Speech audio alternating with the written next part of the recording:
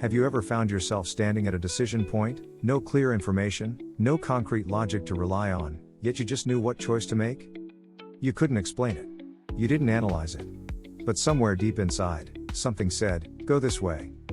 That's intuition. And while it might feel like a flash of instinct or a mysterious hunch, science now tells us, it's far more complex, and far more intelligent, than it seems. What is intuition, really? Intuition is often defined as knowing something without conscious reasoning. It's immediate, emotional, sometimes vague, but unmistakably real. It's what psychologists refer to as System 1 thinking, the brain's fast, automatic, and subconscious mode of processing. It doesn't rely on slow logic or careful analysis. Instead, it reacts in the moment, drawing from stored memories and emotional associations. Intuition works by recognizing patterns your brain has seen before, even if you aren't consciously aware of them. Over time, the mind stores not only facts and figures but experiences and micro-cues that become encoded as implicit knowledge.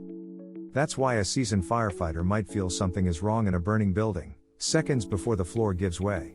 Or why a nurse might sense a patient is about to crash, even when their vitals look fine. These are not guesses. They're rapid-fire connections, made by a brain that has seen similar situations many times before. Intuition, then, is not irrational. It is deep expertise made automatic.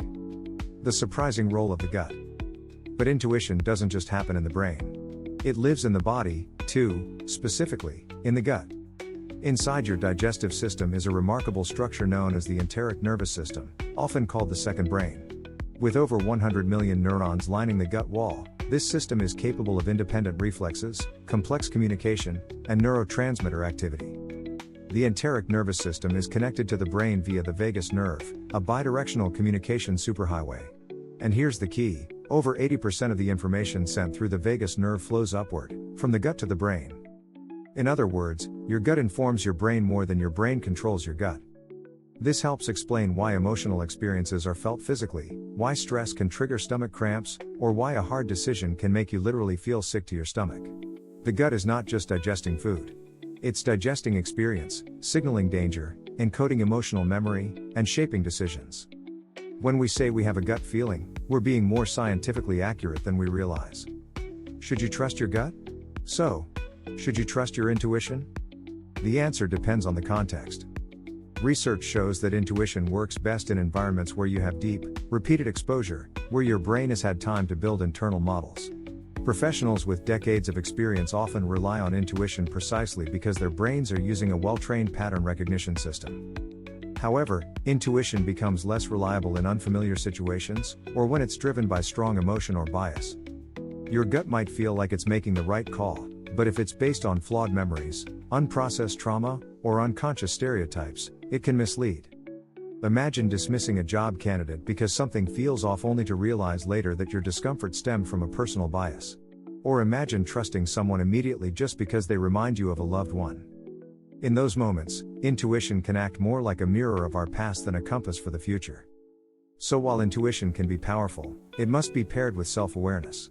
It's not about blindly trusting your gut, but about listening to it, understanding where it's coming from, and deciding whether it deserves to lead. Can intuition be trained? The most exciting insight from neuroscience is this. Intuition is not just an innate gift. It's a skill. And like any skill, it can be trained. Every time you reflect on a past decision, especially a bad one, you refine your internal models. You teach your brain what patterns to trust, and what signals to ignore. Experts across industries, from pilots and poker players to doctors and detectives, build intuition through experience, feedback, and reflection. They learn to trust subtle cues because they've spent years studying how those cues connect to real outcomes. Mindfulness is another way to develop intuitive intelligence. By paying closer attention to internal sensations, breath, tension, posture, emotion, you become more sensitive to those faint, early signals of gut knowledge. In this way, intuition is sharpened by two things: repetition and awareness. The more you train it, the more reliable it becomes. The intelligence beneath thought. At its core, intuition is not the opposite of logic. It is its partner. Logic is conscious, linear, and explainable. Intuition is subconscious, emotional, and often wordless. Both are forms of intelligence, just expressed differently. To trust your gut is not to be impulsive. It is to recognize the depth of information your body and brain carry beneath the surface of awareness.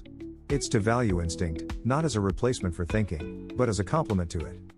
In a world obsessed with data, certainty, and rationality, we often ignore the quiet wisdom of our own inner experience. But the truth is this.